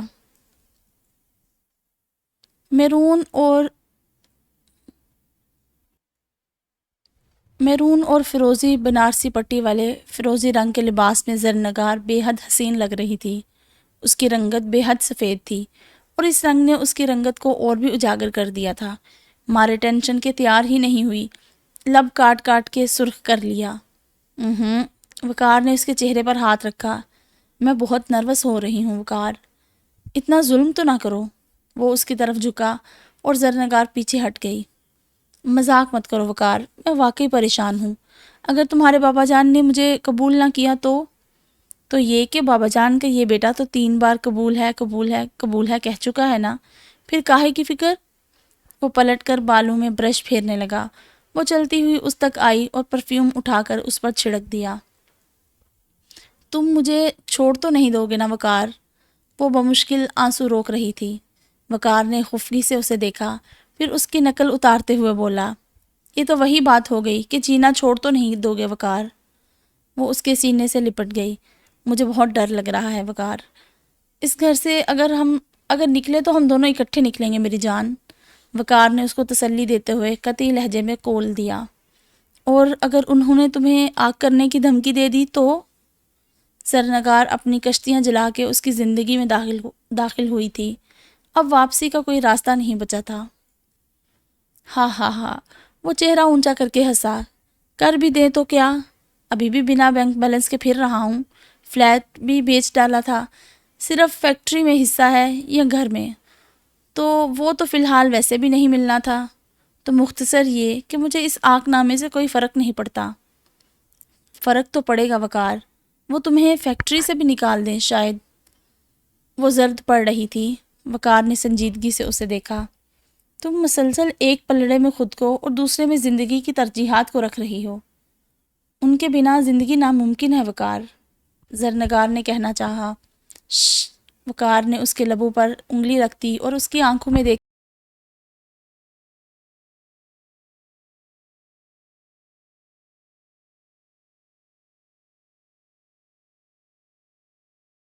ترجیحات تو پھر سے بنائی جا سکتی ہیں، مگر زندگی نہیں۔ آہستہ سے اس نے زرنگار کی سبیح پیشانی پر لب رکھ دیے تو اس نے آنکھیں موند لی۔ تشکر کے موتی اس کی پلکوں پر چمک رہے تھے۔ ان کے قدم رکھتے ہی افندی ہاؤس میں گویا ایک بھونچال سا آ گیا تھا۔ سبھی بڑے حال میں اکٹھے ہو گئے۔ ایک طرف وہ سب تھے اور دوسری طرف وقار افندی اور اس کی اوٹ میں کھڑی حسین زرنگار۔ سائیکا بھابھی نے تو دل ہی تھام لیا، بھاگ کے آغا جان کو بلا لائی۔ یہ کون ہے وقار؟ انہوں نے آتے ہی جس انداز میں پوچھا، وقار نے بڑی بھابھی کو غلط نگاہ سے دیکھا۔ فاران افندی بے یقینی سے وقار کو دیکھ رہے تھے۔ شادی کر لی ہے میں نے، کل ولیمہ تھا میرا۔ تو کیا یہ درست کہہ رہا تھا؟ مذاق ہی مذاق میں سچ بول رہا تھا؟ ان کا سر چکرانے لگا۔ آغا جان، آرام سے بیٹھ کے بات کرتے ہیں، مبین افندی نے باپ کو ٹھنڈا کرنا چاہا۔ سائیکا بھابھی نے بدمزہ ہو کر شوہر کو گھورا، جو کلائمیکس پر پہنچتے سین کو خراب کرنے کی کوشش کر رہے تھے۔ یہ ہے وہ عورت جس پر پیسہ لٹایا ہے تم نے، اپنا فلیٹ بیچا ہے اس کے لیے؟ آغا جان دھاڑے تو زرنگار نے ڈر کر وقار کی شرٹ کو مضبوطی سے مٹھیوں میں جکڑ لیا۔ وہ اس کے وجود کی لرزش بآسانی محسوس کر سکتا تھا۔ جی بابا جان، شادی کر لی ہے میں نے، بیوی ہے یہ میری، اس گھر کی بہو۔ وہ بڑی ہمت سے بولا۔ ماں جی تیزی سے آگے بڑھی۔ بکواس مت کرو وقار، کیوں دل جلاتا ہے ماں باپ کا؟ جھوٹ نہ بول۔ انہوں نے پیار سے راج دلارے کا چہرہ دونوں ہاتھوں کے پیالے میں بھر کر اپنے مخصوص انداز میں اسے ڈانٹا۔ سچ بول رہا ہوں ماں جی، بہو ہے یہ آپ کی۔ شرم تو نہیں آ رہی بڑوں کے سامنے اپنی بے شرمی کا اعتراف کرتے؟ رابعہ سے بات طے ہو چکی ہے تمہاری؟ سائیکا بھابھی چیخیں۔ کہاں سے لائے ہو اسے؟ کسی شریف گھرانے کی تو نہیں ہوگی، ورنہ تمہارے ساتھ یوں ہی نہ چل پڑتی۔ آغا جان نے حقارت سے پر لہجے میں کہتے وقار افندی کی برداشت کا گویا امتحان ہی تو لے ڈالا۔ شریف ہی ہے، تبھی بھاگ کے نہیں نکل کر کے آئی ہے، نکاح کر کے آئی ہے۔ شریفوں کی اولاد ہوتی تو اس کے ماں باپ چوری چھپے تمہارے ساتھ رخصت نہ کر دیتے، ہمیں بلاتے، ہم سے ملتے، اور نہ ہی تمہیں چوری چھپے شادی کرنے کی ضرورت پیش آتی۔ اتنا ہی نسب والا خاندان تھا تو ہمیں لے کے جاتے اس کے گھر۔ سائیکا بھابھی کا تو صدمہ ہی بہت بڑا تھا، بہن کو دیے جانے والے لارے دھرے کے دھرے رہ گئے تھے۔ وہ وقت گزر گیا بابا جان، اب یہ آپ کی بہو ہے۔ وقار افندی نے مصالحت امیز انداز اپنایا۔ ہرگز نہیں۔ آغا جان گرجے، جہاں سے اٹھا کے لائے ہو وہیں پھینک کے آؤ۔ تمہارا خالی بینک اکاؤنٹ اس کی شرافت کی ساری کہانی سنا رہا ہے۔ وہ تلخی بھرے طنزیہ انداز میں بولے۔ مان جا وقار، بچے غلطیاں کرتے رہتے ہیں، اگر تلافی کرنے کا موقع مل رہا ہے تو کر لو، واپس پلٹ آؤ۔ ماں کی آنکھوں میں آنسو دیکھ کر وقار کا دل تڑپا تھا۔ اپنی بات مکمل کر کے انہوں نے اپنا دوپٹہ اتار کر وقار کے پیروں میں ڈال دیا تھا۔ ماں جی، وقار ششدر سا زرنگار کا دل بھی کہیں گہرائیوں میں ڈوب گیا۔ تجھے اپنی ماں کی عزت کا واسطہ، اگر شادی کر لی ہے تو طلاق دے دو، اس عمر میں تجھے کھونے کا حوصلہ نہیں ہے میرے اندر۔ وقار افندی کے قدم گویا زمین نے جکڑ لیے تھے۔ اس نے بے بسی سے چہرہ موڑ کے زرنگار کی طرف دیکھا، جو فق چہرہ اور پلکوں کی بار میں آنسو لیے اس کے فیصلے کی منتظر تھی۔ وہ اس کے وعدوں اور قولوں کا سچے ہونے کی منتظر بھی۔ وقار افندی کا دل پیروں میں پڑے ماں کے دوپٹے میں اٹکنے لگا۔ اس نے جھک کر دوپٹہ اٹھایا اور نرمی سے ماں کے سر پر ڈال کر انہیں گلے سے لگا لیا۔ اس کی شرٹ زرنگار کے ہاتھ سے چھوٹ گئی۔ اس نے فیصلہ کر لیا تھا کہ ماں اور بیوی میں سے کس کو چننا ہے۔ اس نے خشک زدہ ہونٹوں پر زبان پھیر کر انہیں تر کرنے کی کوشش کی۔ طلال کی ماما نے فون کر کے منگنی کی تاریخ مانگی تو تائی جان نے مہرماں کے بابا سے پوچھ کے بتانے کا کہہ دیا۔ ابھی صبر کرو، دن ہی کتنے گزرے ہیں فاران کی موت کو، مبین افندی نے انہیں ٹوک دیا۔ اب بس بھی کریں مبین صاحب، پورا گھر مستقل ایک سوگ کی کیفیت میں ہے، اچھا ہے سب کا دھیان بٹے گا ذرا۔ وہ اکتا کر بولی۔ آغا جان کی طبیعت بھی ٹھیک نہیں ہے، وہ بھی اس لیے وہ فاران کا غم دل سے لگائے بیٹھے ہیں۔ کچھ ماحول تبدیل کریں گے تو سب کی سوچ بھی بدلے گی۔ وہ اپنی بات میں وزن پیدا کرتے ہوئے بولی۔ بات کرتا ہوں میں آغا جان اور سہیل سے، انہوں نے پرسوچ انداز میں کہا۔ بیوی کی بات ان کے دل کو کبھی کبھی ہی لگتی تھی۔ وہ ننھی یوشا کا تکیہ سیدھا کر کے کمبل ٹھیک کرنے لگی۔ اب وہ مطمئن تھی، شوہر کے ذہن کو جس طرح لگانا چاہتی تھی لگا چکی تھی۔ آغا جان بھی ذرا سی پس و پیش کے بعد مان گئے تو گھر میں خوشی کی لہر سی دوڑ اٹھی۔ میں واپس دبئی جانا چاہتی ہوں۔ رات کے کھانے کی میز پر سمرا نے کسی کو مخاطب کیے بغیر اونچی آواز میں کہا تو سب ہی ان کی طرف دیکھنے لگے، ماں سوائے موہت کے جو اطمینان سے کھانا کھا رہا تھا۔ آغا جان بھی اب ان سب کے ساتھ مل کر کھانا کھاتے تھے۔ وہ بھی حیران ہوئے، پھر بے چینی سے بولے، مگر کیوں؟ فرحان نے تو کہا تھا کہ سب کچھ سمیٹ کر یہاں آ رہا ہے، ہمیشہ کے لیے۔ سارے ماحول پر ایک سوگوار سی کیفیت طاری ہونے لگی۔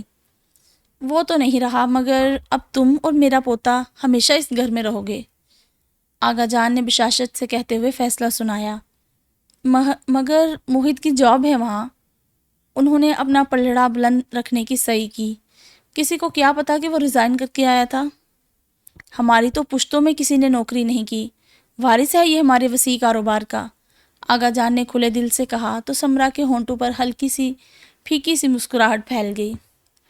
دل نہیں لگ رہا یہاں آغا جان۔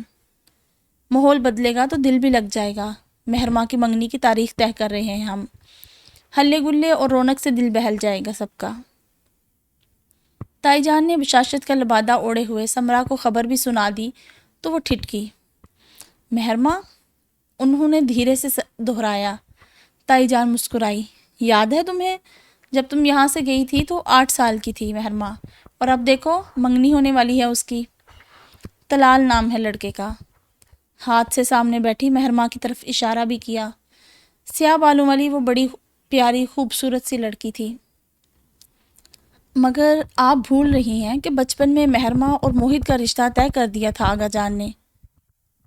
اس کا کیا ہوا؟ ایک دھماکہ سا ہوا تھا وہاں۔ سب تو رہے ایک طرف، خود موہت بھی ششدر رہ گیا، اور مہرماں، اس کی نظروں میں تو زمین اور آسمان گھوم گئے تھے۔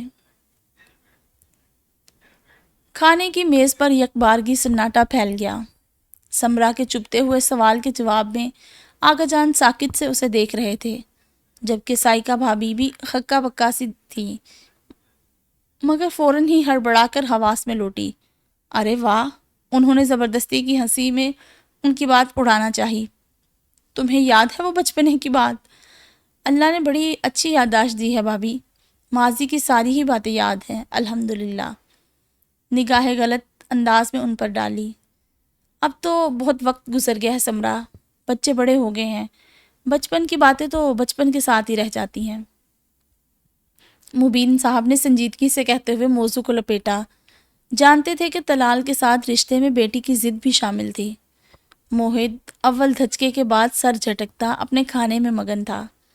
البتہ لڑکیاں منہ اٹھائے کبھی ایک فریق اور کبھی دوسرے کا منہ دیکھ رہی تھی۔ کیسا دھماکہ ہوا تھا اچانک! مگر مہرماں ابھی تک سن کیفیت میں تھی، ساکت و جامد۔ صدیقہ دل ہی دل میں جتنا بھی تل ملاتی وہ کم تھا۔ ماضی میں اس چھپکلی کی اتنی ہمت کہاں ہوتی تھی کہ آغا جان کے سامنے ذرا سی اونچی آواز میں بات کرتی، کجا یوں طنزیہ گفتگو کرنا۔ انہوں نے شکایتی نظروں سے آغا جان کی طرف دیکھا، اور یہ دیکھ کر ان کا دل دھک سے رہ گیا کہ آغا جان اب اطمینان سے کھانا کھا رہے تھے، یعنی ان کا سمرا کو گھرکنے کا کوئی پروگرام نہیں تھا۔ مہرماں کرسی گھسیٹ کر اٹھی تو ماحول میں ارتعاش سا پیدا ہوا۔ کہاں؟ کھانا تو کھا لو۔ سائیکا نے جزبز ہو کر بیٹی کو تنبیہی نظروں سے دیکھا، مگر لہجہ نرم ہی رکھا۔ لیکن لہجے کی نرمی والی پابندی مہرماں پر تو نہیں تھی نا۔ کھا لیا امی، ضرورت سے زیادہ ہی پیٹ بھر گیا آج تو۔ بہت تلخی اور تنزیہ کہتی، وہ کھٹ کھٹ کرتی، وہ جا یہ جا وہ جا۔ جب پرانی سب باتوں اور رشتہ داریوں پر دھول پڑ چکی ہے تو اب ہمیں یہاں روک کر کون سا نیا سلسلہ شروع کر رہے ہیں آپ لوگ؟ ڈونگا اٹھا کر اپنی پلیٹ میں سالن نکالتی سمرا کا لہجہ بہت تیکھا تھا۔ سائیکا بھابھی کی مانو کرسی پر جیسے کانٹے اگائے، یوں پہلو بدلتی تھی۔ کل کی دبی دبائی سمرا آج ایک جوان بیٹے کا مان لیے ہوئے سب کی آنکھوں میں آنکھیں ڈال کر بول رہی تھی، تم جو چاہو گی وہی ہوگا سمرا، مگر تم دونوں کہیں نہیں جاؤ گے۔ اچانک آغا جان بولے تو گویا مبین صاحب کی فیملی کے سر پر چھت ہی آن گری تھی۔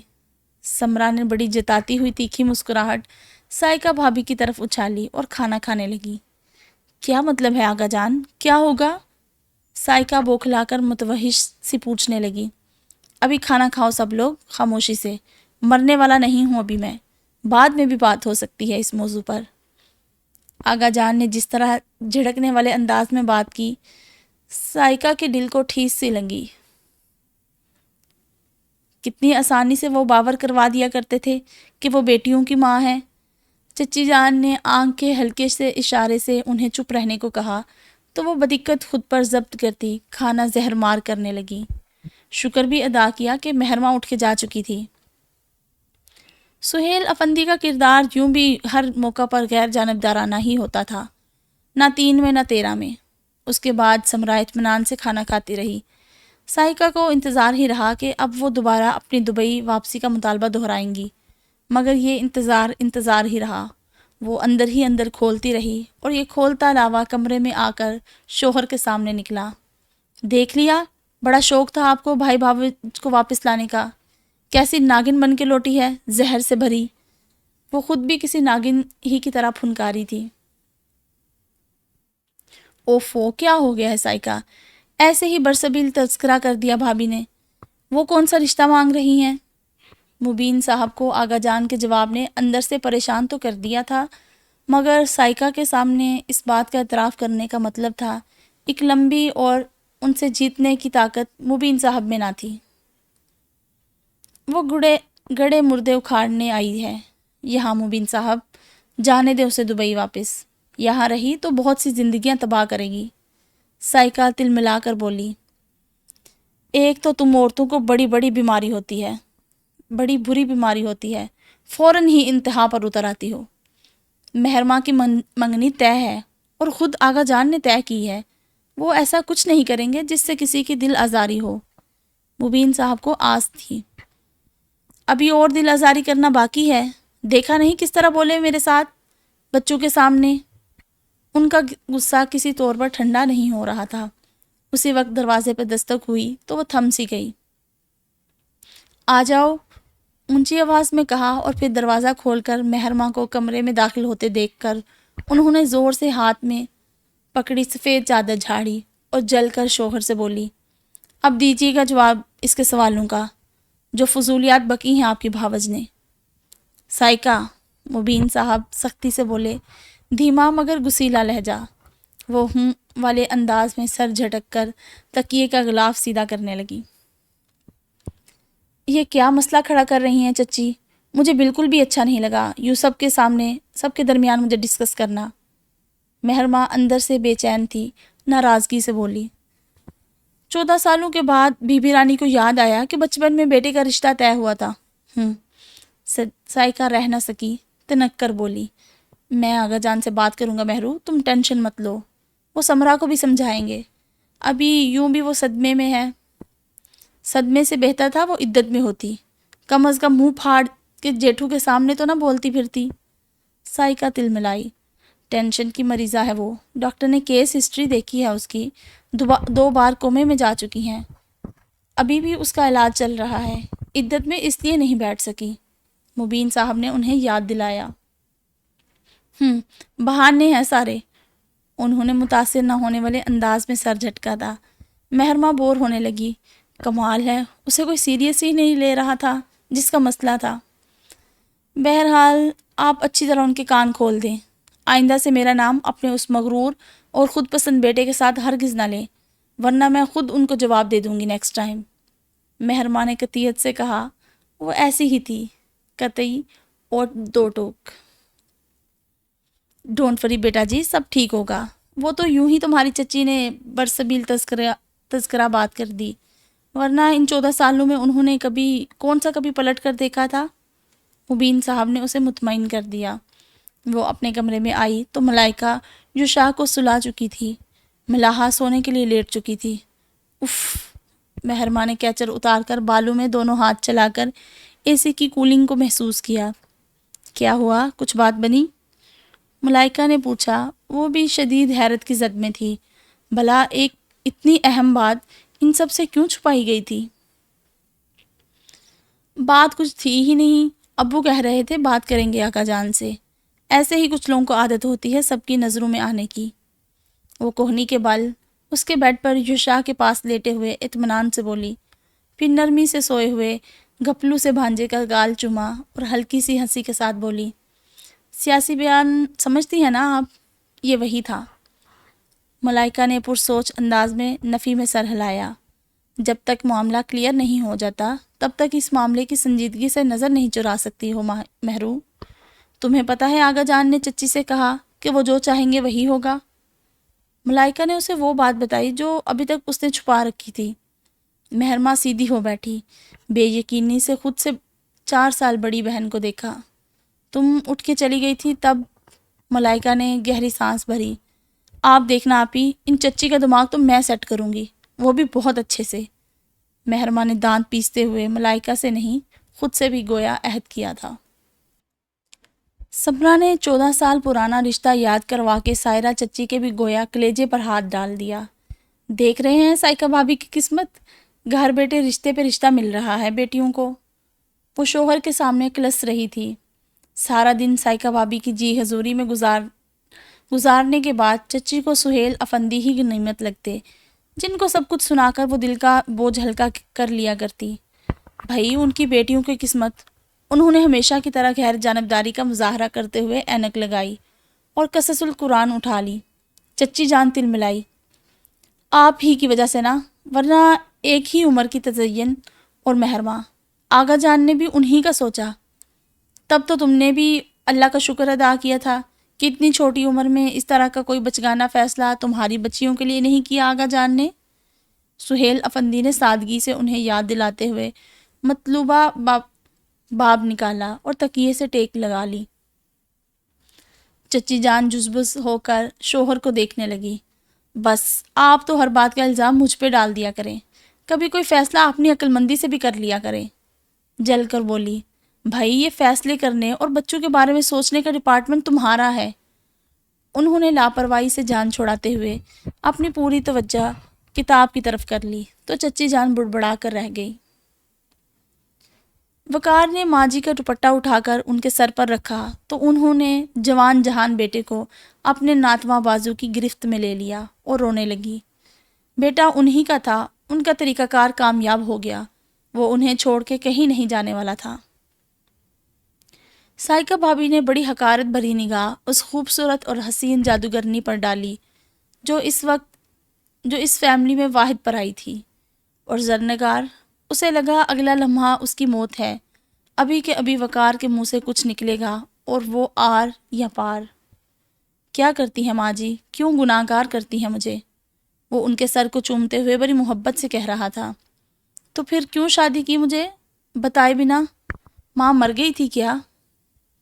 وہ اس کے گرد اپنی جذباتیت بڑی محبت کا گھیرا تنگ کر دینا چاہتی تھی۔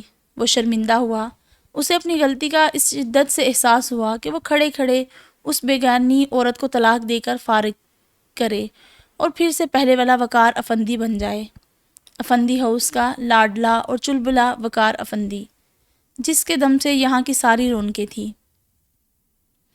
اللہ نہ کرے ماں جی، کیسی باتیں کرتی ہیں؟ وقار افندی نے انہیں اپنے مضبوط بازوؤں میں بھینچ لیا۔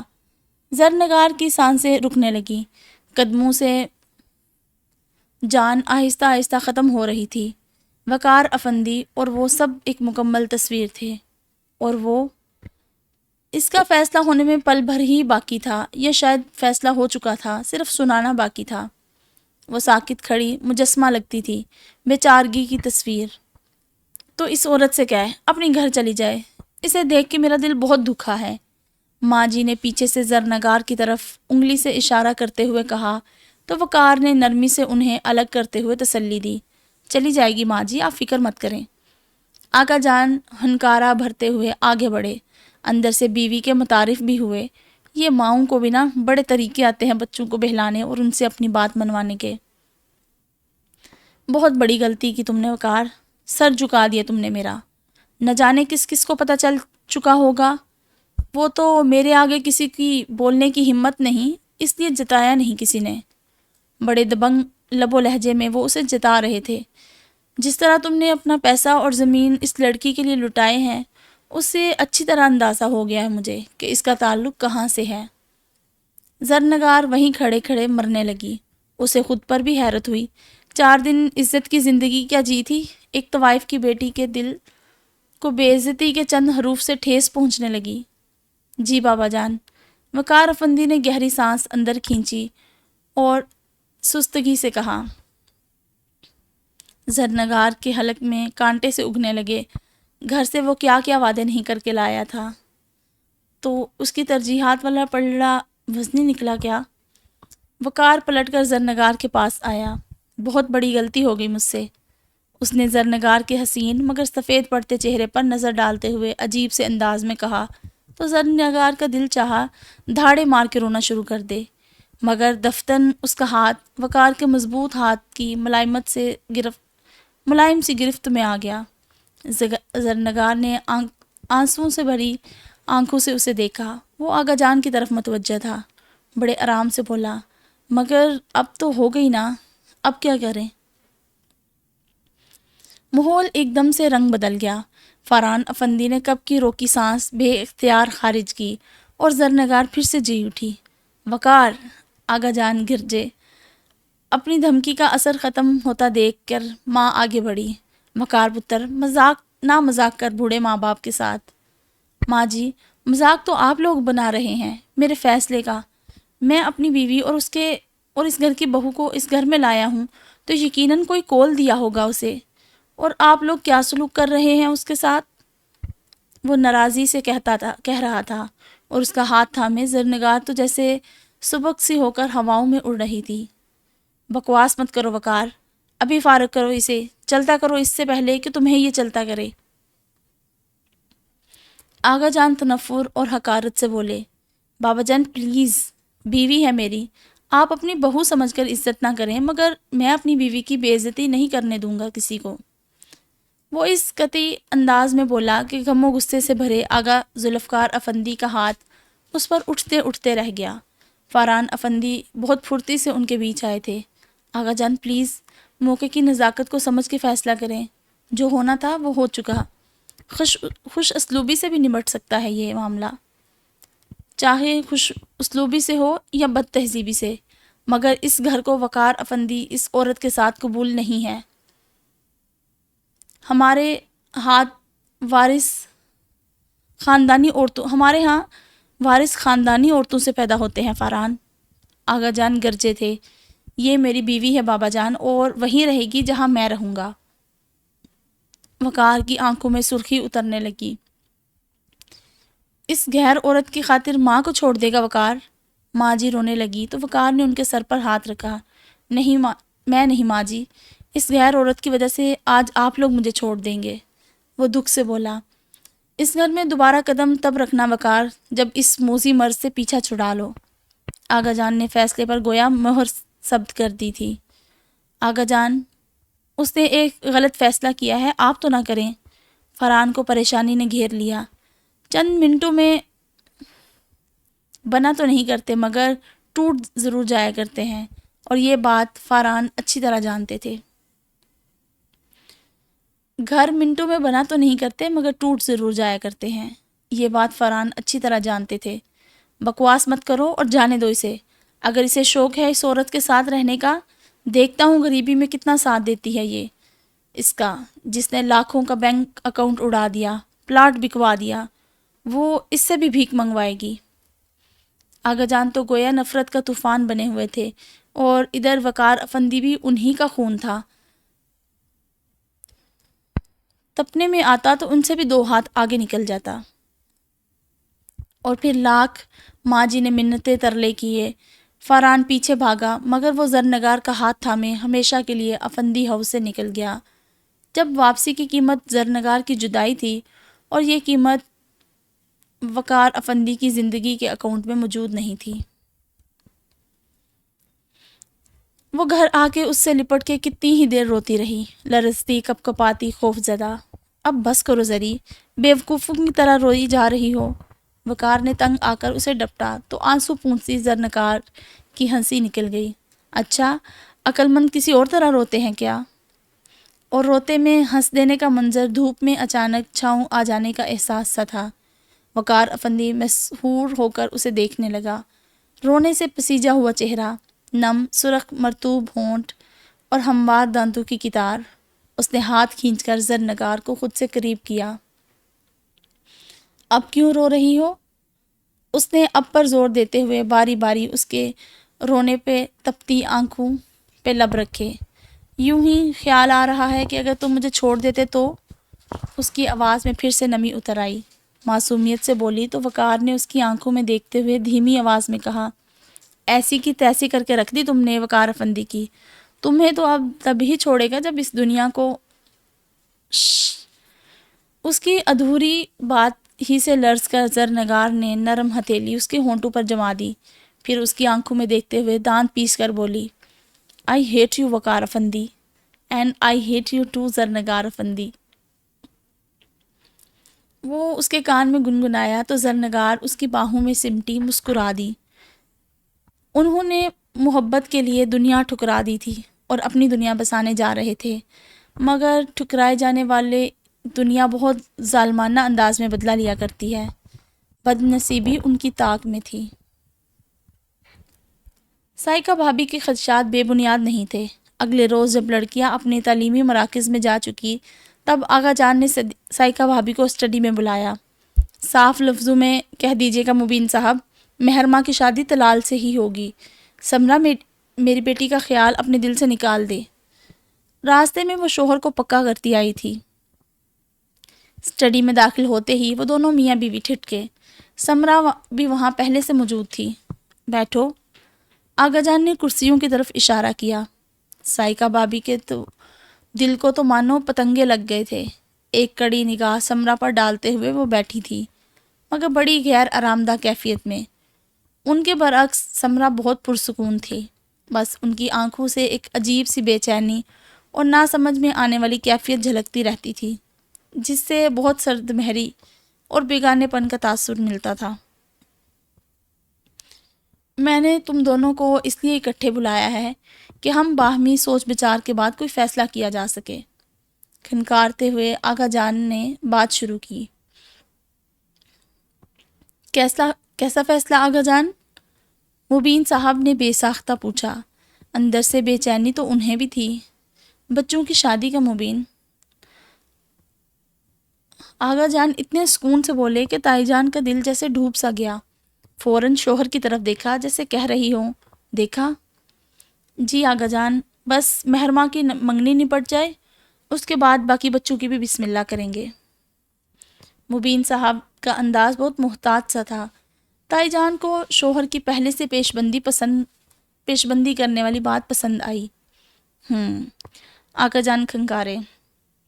لیکن میں چاہ رہا تھا سائیکا اور مبین کہ اب سمرا آ گئی ہے، تم تینوں کو مل کر بچوں کے مستقبل کا فیصلہ کرو۔ آغا جان سنجیدہ تھے۔ آغا جان، آپ کا حکم سر آنکھوں پر، لیکن مہرماں کی تو بات طے ہو چکی ہے، صرف منگنی کی تاریخ باقی ہے۔ مبین صاحب ادب سے بولے، غیروں کی خاطر اپنوں کے دل نہیں توڑا کرتے مبین۔ آغا جان نے یوں کہا جیسے کوئی بہت عام سی بات ہو۔ سائیکا نے سمرا کو کچا چبا جانے والے انداز میں گھورا۔ وہ مستقل ہونٹوں پر ہلکی سی مسکراہٹ لیے بیٹھی، اپنے ہاتھوں میں تھامی خوبصورت سی کی چین سے کھیل رہی تھی، جیسے اس ماحول میں صرف مزہ لینے کی خاطر بیٹھی ہوئی ہوں۔ مگر ہم بچوں کا دل بھی نہیں توڑ سکتے آغا جان۔ آپ موہد کے لیے کہہ رہے ہیں تو تزین کی بھی اس کا رشتہ طے کیا جا سکتا ہے۔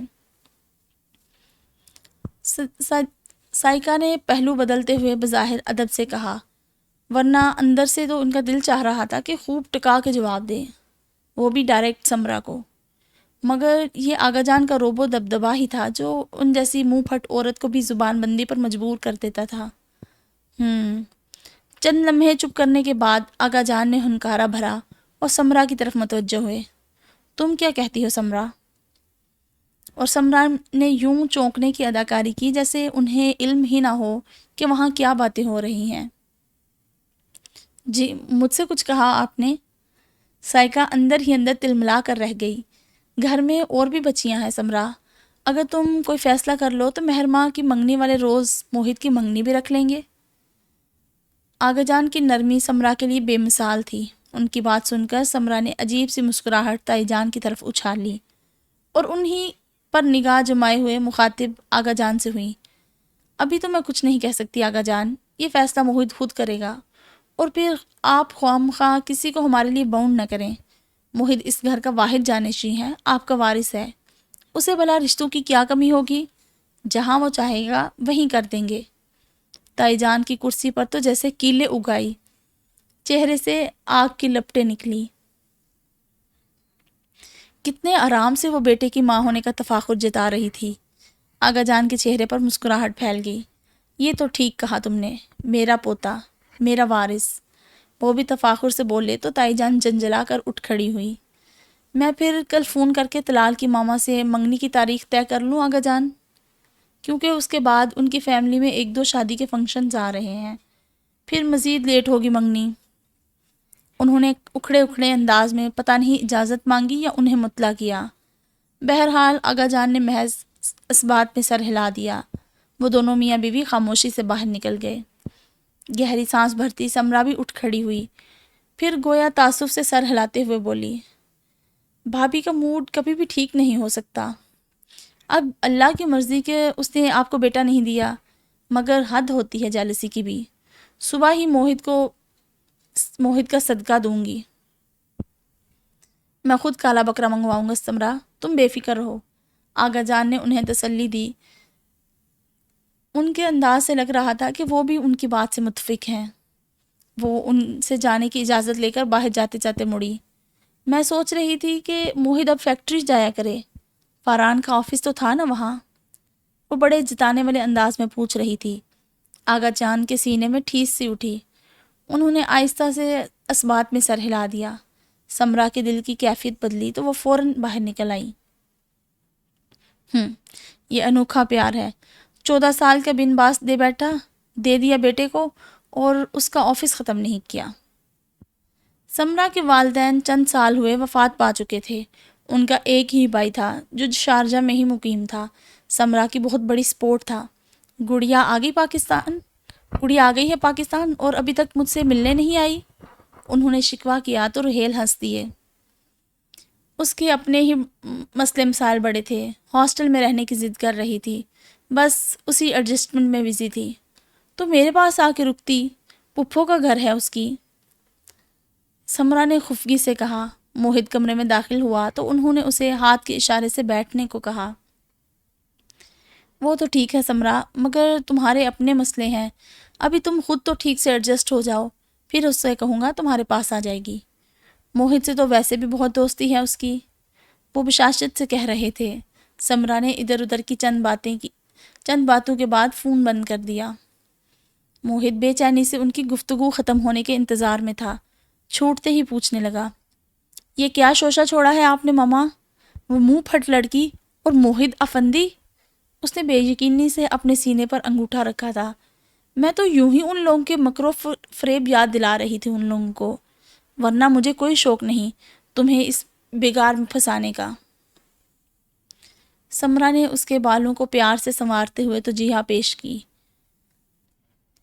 مہرماں سے رشتہ جوڑنے کا مطلب ہے صدیقہ بھابھی سے پھر سے رشتہ جوڑنا، جو کہ میں بالکل بھی نہیں چاہتی۔ آپ نے اس روز تقریر نہیں سنی محترمہ مہرماں افندی کی کہ اس دنیا میں آخری بندہ بھی ہوا موہد افندی تو اسے قبول نہیں ہوگا۔ موہد کو یاد آیا۔ سمرا کے چہرے پر تکلیف کے آثار ابھرے۔ وہ صدیقہ بھابھی کی بیٹی ہے، انہی کی طرح دلوں کو توڑنے اور زبان سے خنجر چلانے میں ماہر ہوگی نا۔ پھر آپ نے آئندہ کے بارے میں کیا سوچا ہے؟ میرا مستقبل کیا ہوگا؟ اتنی اچھی جاب چھوڑ کے آیا ہوں میں۔ موہد نے سر جھٹکا۔ 2 دفعہ مہرماں افندی سے منہ ماری ہو چکی تھی اور دونوں بار اسی نے اپنی زبان کے جوہر دکھائے تھے۔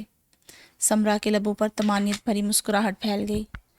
کل سے فیکٹری جاؤ گے تم، تایا جان اور چچا جان کے ساتھ، اور فاران کے آفس میں بیٹھو گے۔ موہد کے چہرے پر پھیکی سی مسکراہٹ دوڑ گئی۔ بعض اوقات ایک لمبے عرصے تک زندگی انسان سے خراج وصول کرتی ہے، اور جب صلہ ملنے کی باری آتی ہے تب بہت دیر ہو چکی ہوتی ہے۔ اس کی بات سن کر سمرا زور دے کر بولی، اب یہ خراج تم وصول کرو گے موہت، اور صلہ بھی تم ہی نے لینا ہے، وہ سب جو ہمارا ہے اور ان لوگوں کے پاس ہے۔ موہت نے چونک کر ان کی طرف دیکھا۔ سمرا نے اس بات میں سر ہلا دیا۔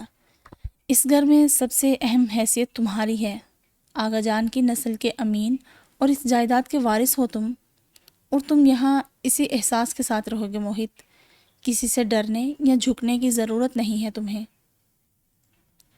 موہت نے سینے پہ ہاتھ رکھ کر شرارت سے سر جھکایا تو وہ بھی ہنس دی۔